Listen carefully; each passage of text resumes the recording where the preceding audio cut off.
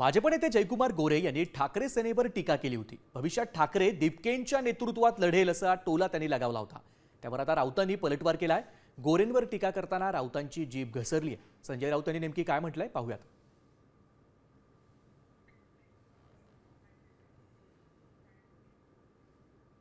उद्धव ठाकरे साहेबांच्या शिवसेनेचं अस्तित्व राहिले नाहीत आणि त्यांचं अस्तित्व शोधायचा ते प्रयत्न करतायत। कदाचित येणाऱ्या निवडणुका ते अभिजित दीपकेंच्या नेतृत्वाखाली लढतील आणि शिवसेना त्याला नेता म्हणून मान्य करेल। काय म्हटलं होतं नाव? जयकुमार गोरे। कापायचा नाही, एक नंबरचा हा। ग्राहकांची लायकी काय आहे? कोण हा जयकुमार रावल का काय म्हणताय? हा कोण? गोरे ना? कोण तो? काय अभिजित दीपकेने तुमच्या प्रधानमंत्र्याला गुडघे टेकायला लावलं हे विसरलात का?